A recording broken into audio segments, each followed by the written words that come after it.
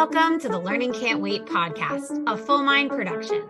At Full Mind, our vision is to ensure every child has access to an exceptional education. Each episode, we will be joined by pathfinders within and around the education space who are bringing about transformational change on behalf of deserving students. I am your host, Haley Spira-Bauer. Welcome back, everybody. It is a new season of the Learning Can't Wait podcast, and I am kicking it off this year with an incredible guest, Dr. Scott Muri from Ector County ISD in Texas. Dr. Muri, welcome to the podcast. Hey, thank you very much. It's a pleasure to be here on this very hot day in West Texas. Well, we're recording. I was just going to say we're recording in the middle of summer, but this episode will be released at the top or a little bit later in summer, which will be season 4 of the Learning Can't Wait podcast. And like I said, I'm pretty amped to have you on today, both because of your experience and your leadership, but also because of the incredible and profound work you and your team are doing in Ector County ISD. Thank you. I appreciate that. It's an honor to be here. And to use that word you just said, it's the team. We have a great team of people focused on kids, and we've done a lot of really fun work. And so I'm happy to share and also learn at the same time. So thank you for having me. Of course. And I know we'll get into this later, but it is absolutely the sign of a true leader who notices that the work they're doing and the impact they're making are as a result of all the people collectively. And so excited to talk about leadership in a little bit.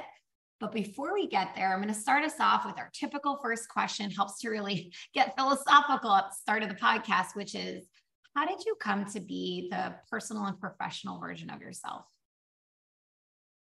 So I'll go back to people. You know, I am a product of the people that invested in me. And so on the personal side, you know, it starts with 2 great parents, and I had them. And so you really value the opportunities that they gave, the support that they continued to provide even today. My father was a minister, and so every Sunday morning I was able to be the recipient of his wisdom, and then also throughout the week. And then my mother worked in the medical field, and so both of them just poured into me and helped me become the human being that I am today. And then others along the way that just mentored me and set great examples for what a quality, you know, person should be. And so that the personal side is shaped. And I'm a person of faith too. So again, growing up in the church, but also my faith remains an important part of who I am. And so that really captures the personal side. The professional side, again, investment in people.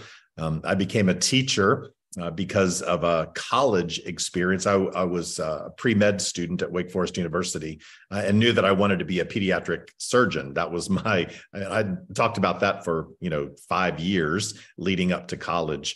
But then I had an experience with an amazing middle school teacher that I was observing during my freshman year in college. And I had never seen a teacher like that before, just the type of environment that she created. And then, I said, I want to be her.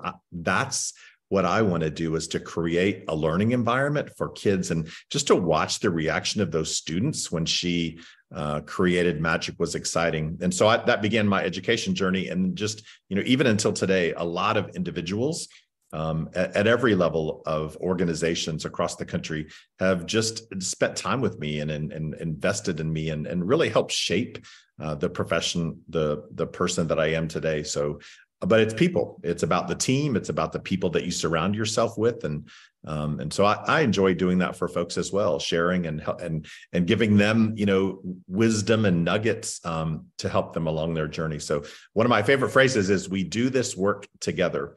And we do. In public education, we do this work together. So.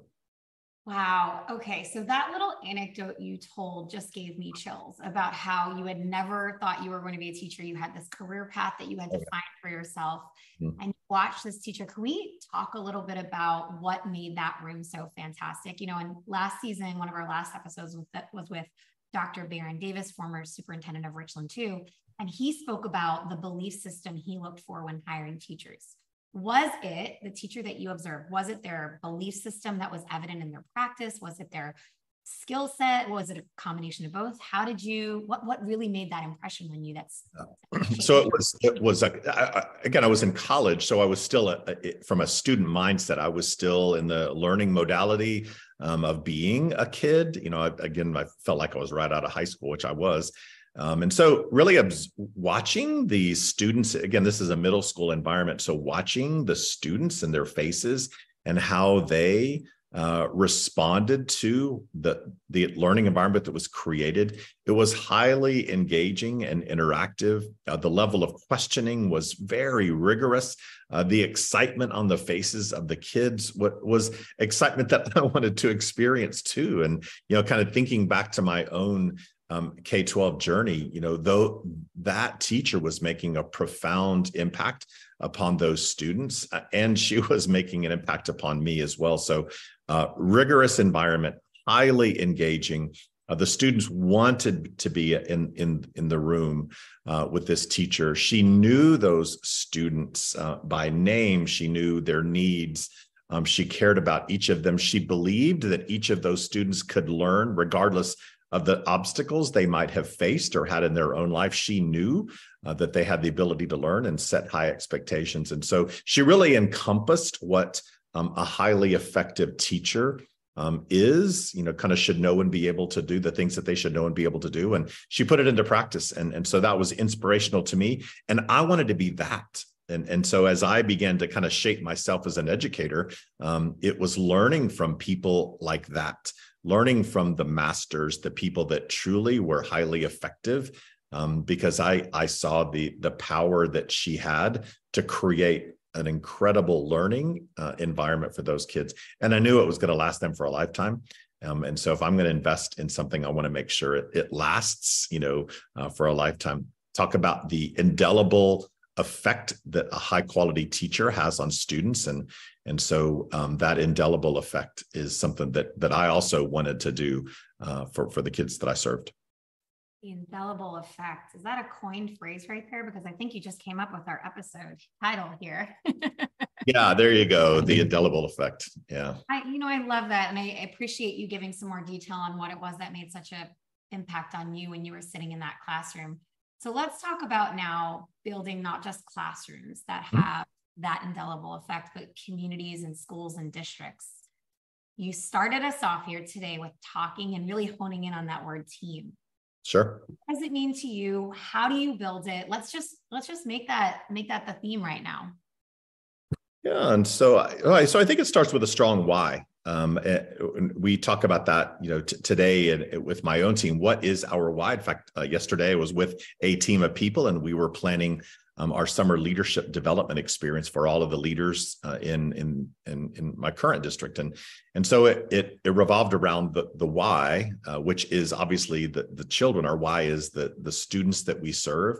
And so, as I think about developing a team, it is ensuring that everyone has a really strong why, and that their why is students. It isn't income.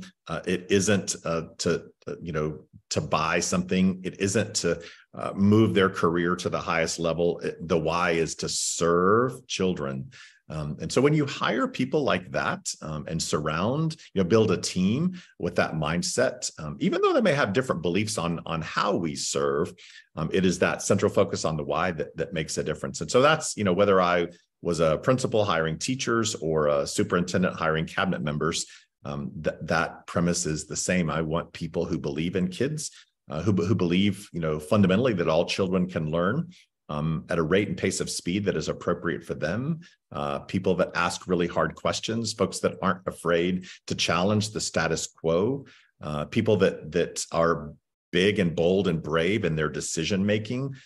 Folks that are not afraid to push back on me and say, hey, the idea that you just shared, that may not be a good idea, or let's think differently about that. So, I appreciate that as well. I think as a leader, when putting together a team, you also have to know yourself. What are my strengths as a leader? What are my challenges as a leader? And then who can I have on the team that can help compensate for the blind spots that I may not know I even have, but who are folks that will be honest and also, again, fill the voids for the gaps that I am well aware of. These are things I don't do well, and so I need people to fill that particular void. So it's a lot of fun to put together a team. I am just, my head is nodding. I know not the listeners can't hear that. My head is nodding as you talk about having people that will challenge you and challenge the status quo. Being in a room of yes people is not beneficial for anyone, not the leader, not the people that are saying yes, not the people at the end user, meaning the students in this case. Yeah. I love that something you look for is a personality where they feel confident to challenge your ideas. Ector County is really well known for challenging the status quo. When you think about that phrase, what are some ideas or what are some implementations that come to mind that have really, for you, been an example of challenging the status quo? So I think I go right to a belief in children. There's a belief that children of poverty don't have the ability to learn at high levels because they don't have the support of the home, or they don't have the access to resources, et cetera. And so I love challenging that kind of status quo element. Folks that purposely, and unfortunately, sometimes this is in education, I purposefully want to teach at a high poverty school so that the parents will leave me alone, or people will leave me alone. Or I purposefully want to lead a high poverty school so that people don't pay attention to my flaws. And I enjoy exiting those people from the organization, because the folks that I want to serve in a high poverty environment are those that believe in each individual child and believe that they can truly be excellent. They can be the president of the United States, the next astronaut in space, the next scientist, or the person that cures cancer. Yeah, they're sitting in our classrooms today, and many of those kids will be our students of poverty, our Black and brown students that sometimes, again, are isolated or are relegated to lower levels in our society. We as an educational institution and as leaders and teachers have an opportunity to ensure that everybody has a level playing field and the ability to be just as successful as he or she, as that student may desire to be. And so that's, that the equity lens is strong, just ensuring that that opportunity exists for everyone. You have to go in intentionally though, too, right? Like this isn't, I love how you're naming that. You're like, we will exit those individuals, and building the systems require an intentionality when you're working in high poverty environments, because It isn't just status quo. You cannot just operate a school in a high poverty environment the way you would operate a school in a very wealthy environment. There are very different conditions you have to attend to, and you have to overcome a lot of the belief systems that society has around you. Yeah, I know. I agree with intentionality. Use that phrase a lot. The success that we have in a certain area didn't happen accidentally. We didn't just luck into this. It happened with intentionality, but also the opposite happens as well. A story that I tell with teachers sometimes is the kid that sat in your classroom today that failed the test did so intentionally. They intentionally didn't engage. They intentionally didn't do their homework. They intentionally didn't pay attention. But there was purpose behind their failure. They didn't accidentally wake up and not pay attention. Oh my gosh, I forgot to pay attention. No, they intentionally did that. Just like the kid that aced the test, did very specific things intentionally to ensure that they did that. So an organization does things with intentionality, and sometimes you can, again, maintain the status quo, but you designed your organization to do that. So I'm going to be full of quotes today, but the one I probably use most often comes from Edwards Deming. And Deming talks about your organization. He said, an organization is perfectly designed to achieve the results that it is achieving. And so if an organization is maintaining the status quo, you were designed to do that. Well, the organization that I serve today, it is not designed to maintain the status quo. We were among the lowest performing districts in the state of Texas in the year 2019. So there are 1,200 school districts in Texas, and we were right there at number 1,200. Today, we are not anywhere close to that mark. We have increased significantly. In fact, according to the state of Texas, Ector County ISD is rated a B. For the first time ever, this district has a wonderful rating, and that is because of intentionality. We intentionally have put processes and systems and pieces in place to ensure that we would be successful. So yes, great intentionality is really involved in any decision that you make, and sometimes you're intentional without being intentional. You know, I want to note for listeners who may not be as familiar with your trajectory that you named 2019 and you assume in the position of superintendent in Ector County, July 1, 2019. Now, I'm not, as we talked about before, there are teams and efforts and people. I don't think it's an accident that some of this turnaround came from your incredible leadership that you brought to the community. What from other school districts have you brought to Ector County? Because you've been in many other school districts, so you've seen great work across the United States in different states and different places. Can you give some examples of practices or habits with intentionality that you borrowed? I think a lot of education is borrowing.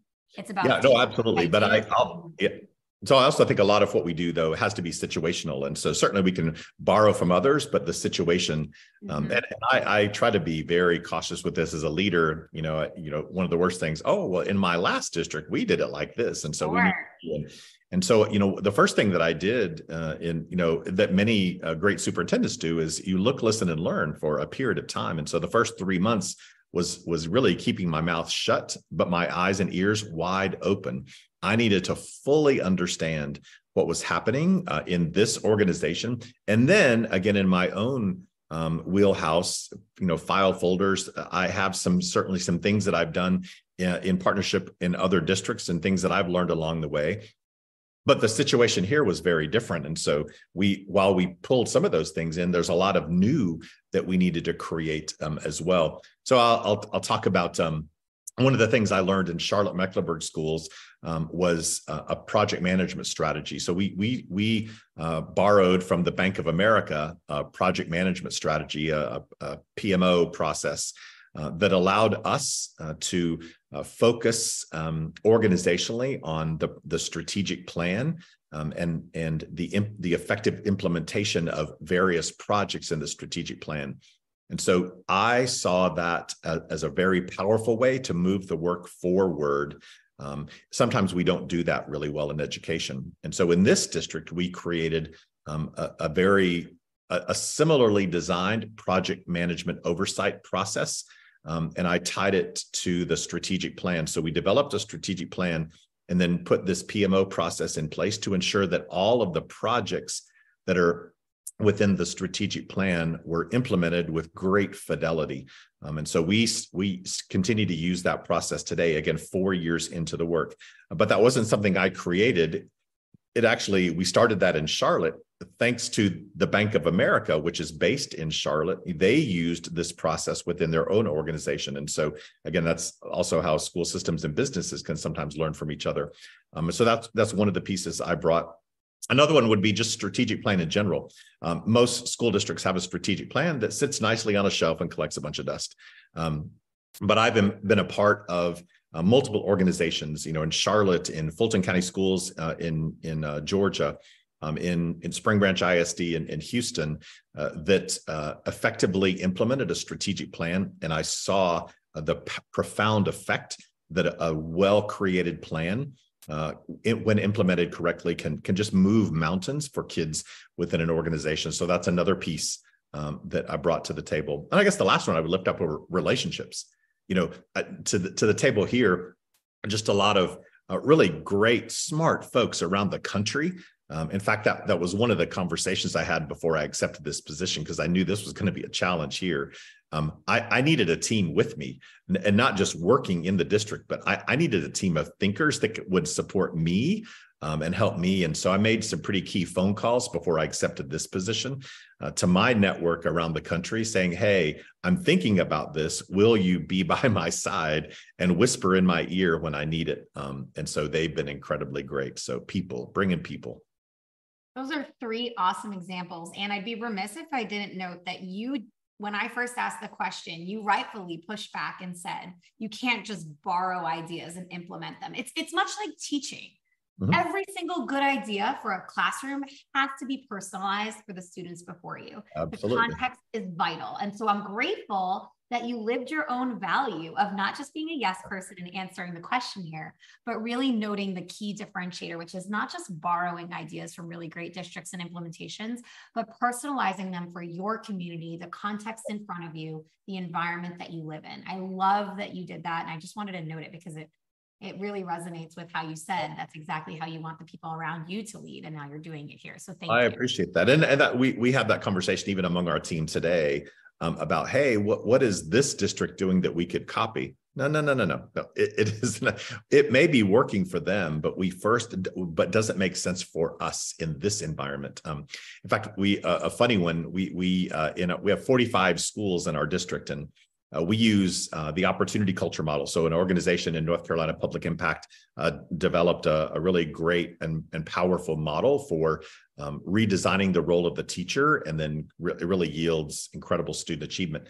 And so we have that fully operational in 23 of our 45 schools. And on multiple occasions, my board of trustees has said, well, why don't we put this in every school? And my response is, it's not the right design for every school. It makes sense in some, but not in others. And from a school perspective, you have to select the strategies and tactics that make sense for you, your community, your population. And so we live by that organizationally. Good for one isn't necessarily good for another. Totally. Well, I appreciate that. And I also really appreciate the 3 concrete examples of pieces you learned from. We'll say, instead of borrowing, we'll say we learned from and then adapted. I was reading the news last week and I noticed that the Ector County School Board of Trustees approved plans for increasing teacher salaries in your district. And I know that you have been vocal and in the forefront about a lot of these teacher compensation conversations. Yes. And I'd love to talk a little bit about that. So first of all, congratulations. Thank you. I know you've been really working hard to have that plan pushed through. How has it looked and felt within the district to get this pushed through, and how are you feeling about it? Yeah, I feel really good. So I think context is important. So way back in 2019, this district had an 18% teacher vacancy rate. And so on the very first day of school, had 350 teacher vacancies and didn't fill any of them the entire school year. Fast forward to today, we have a 1% teacher vacancy rate. And that is because of many human capital investments. It started with a complete redesign of our traditional human resource department, again, which was designed to create 350 vacancies in 2019. Well, today, it was completely redesigned. And so today it creates a 1% vacancy rate, which is much better. So a piece of that is compensation. We've been very invested in compensation within the system. It is one of the multiple ways that we invest in teacher quality in our own organization. And so right now, our board just approved a starting salary of $60,600 for a first-year teacher in ECISD. And then on the other end of that, our teachers can make over 6 figures. We have what we call stackable opportunities for teachers in our organization to earn significant dollars. In fact, a really great story also from last week. I did an interview. One of our teachers applied for an assistant principal position, and she was excited about it. And so I was the final interview. Her principal was in the room, and so we chatted. She left. I said, "Congratulations! You're the new assistant principal of this school." And I found out this week that she declined the job. And the reason she declined the job is because she was going to take an $18,000 pay cut to go from teacher to assistant principal. Wow. And I just smiled and I said, yes. We've talked about, we want to pay our great teachers a lot of money so that it would become difficult for them to leave the classroom to pursue administrative opportunities. And oh yes, it's happening. So that's been a lot of fun. That is a wild anecdote. I don't know how many people could tell a story like that. That's right. Oh, I know. I mean, but money, we think about, so, even myself, money was a driver to become an administrator. It wasn't because I wanted to become an administrator. It was, it was make more money. But in this system, it is not the driver. In fact, you become an administrator because you want to become an administrator. You're going to lose money, not make money.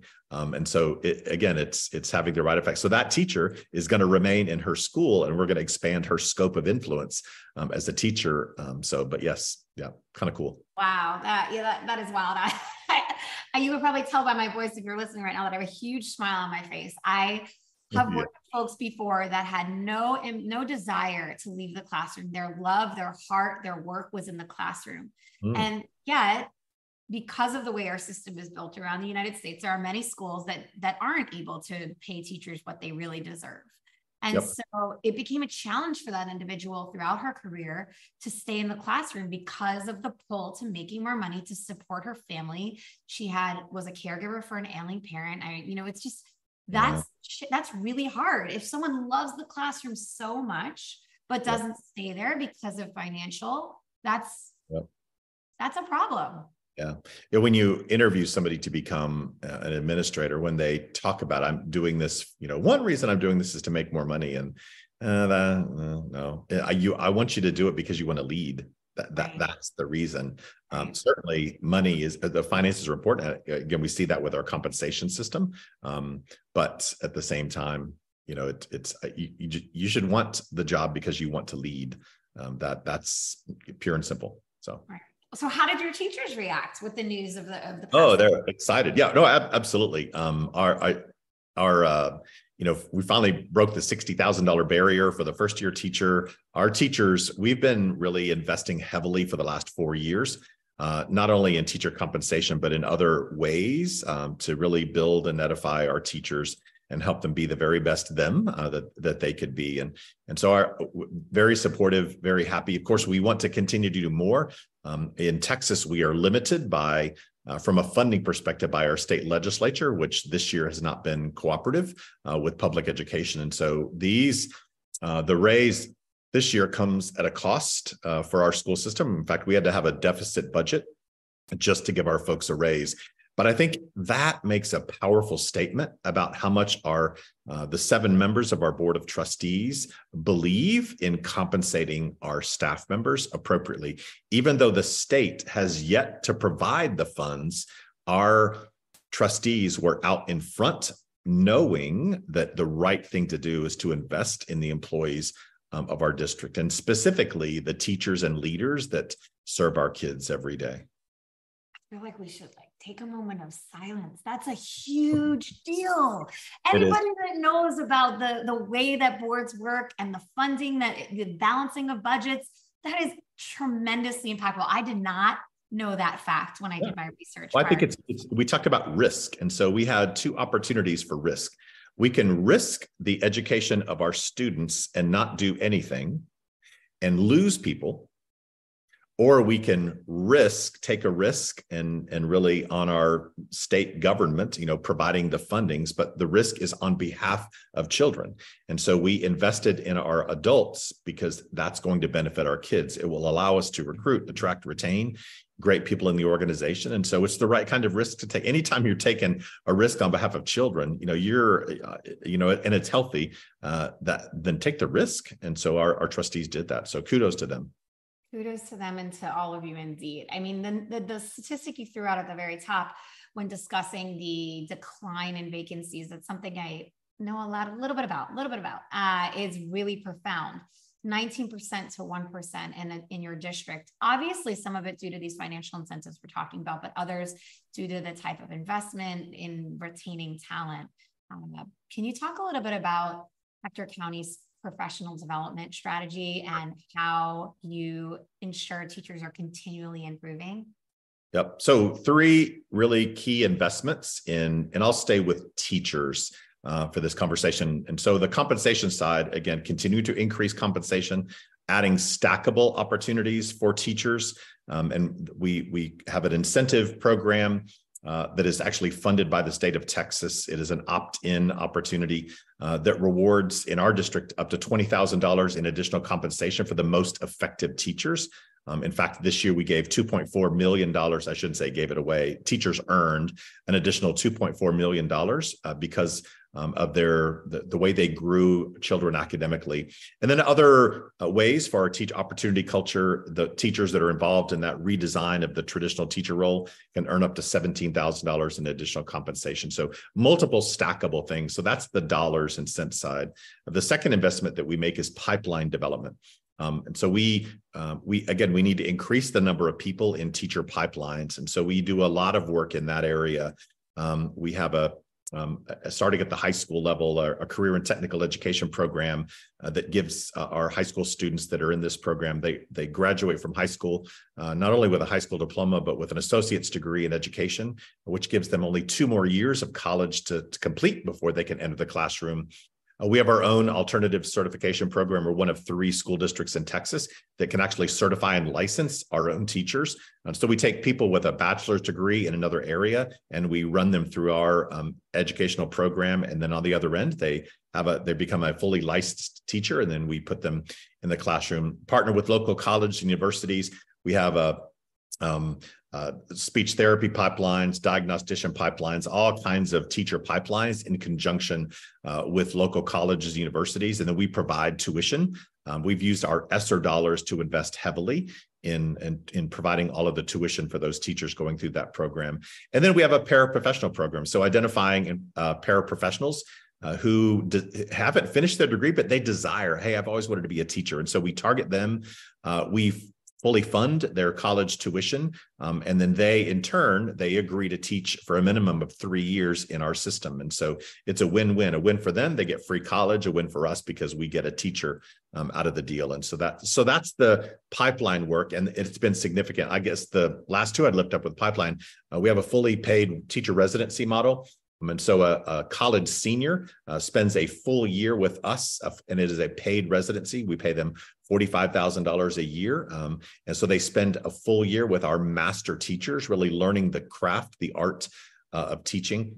And then right now we're building an apprenticeship model for teachers. The federal government just released an opportunity the role of teacher was added to the Fed's list of funded opportunities. So our teachers will have individuals aspiring to be a teacher can have their college fully paid for through this apprenticeship model. And so that's something that we're constructing right now and we will implement in the spring. So that's building. So a lot of pipelines in our organization. And then on the development side, so the existing teachers, we've developed a personalized professional learning program for teachers. Again, kind of go back to your comment earlier about personalized learning. Great for kids, but it's also great for adults too. We all don't need to learn the same thing. A kindergarten teacher sitting next to a high school chemistry teacher is probably not a good mix. They need to learn different things. And so we do that. We're very invested in the National Board for Professional Teaching Standards. So we have 130 of our teachers right now that not only do we fully fund their process to become board certified, but we provide a personal coach for each of those individuals. And so their coaches, so each of the 130 individuals have a one-to-one coach that helps them through that journey to become board certified. So a lot of, 3 big buckets, but a lot of development opportunities for our teachers. Wow. That's a lot. That's a lot. Like there's so much. I like to talk about defense and offense. There's so much on both the offensive and defensive side you're doing to attract and retain talent. It really blows my mind. And it makes me a little bit sad that we're wrapping up our time together today. But I always ask this one question, which I feel like is really fitting on the heels of you talking about growing teachers and growing them before they become teachers, growing them when they're actually teachers, which is, what advice would you give a teacher starting their career today? Yeah. So I think the maybe 2 things. One would be just know your why. Did you enter this profession to serve children? And so on those really difficult days when life is difficult and the kids may not have been your favorite people, just remember that you were created to enter this profession You were designed to serve kids, and they are the why. Sometimes you, as a teacher, are the only adult in their life that will help them attain their dreams. Not all of our kids come from healthy families with supportive parents. And sometimes you as the teacher are that person. The second thing I would say is a mentor, especially as a first-year teacher. Find someone on your campus who is a great teacher. Make sure that they are a great person, and then just be a sponge from that person. Be open, allow them to really pour into you and give you critical feedback when you need it. But find that person to help you on the good days and on the not so good days. But it always goes back to the why. Why did I enter this profession? I entered to serve children. They need me, and that'll just sustain you throughout your career. Dr. Muri, I feel more grateful than I could have imagined that I was able to have you on the podcast today and have you share so much about your own personal trajectory and the incredible work you and your team are doing at Ector County ISD. I know that there are quite a lot of opportunities for people to learn about what Ector County is doing, both from going to your website and poking around as I have done, and also reading what's going on in the news. But I'm grateful that you're giving them another opportunity and space to hear about some of the work that you're doing. It is an honor to have had you on the podcast today. Well, I thank you. I really appreciate it. And certainly, Team ECISD, full of great people and doing incredible work for kids. So thank you for the opportunity to share the work. Of course. Grateful to have had you. Thanks for listening to the Learning Can't Wait podcast. If you like what you heard, please rate, review, and share this episode. Be the first to know when we have a new episode by subscribing wherever you listen to podcasts. If you'd like to be a guest on the show or have a suggestion for an episode, email us at podcast@fullmind.com.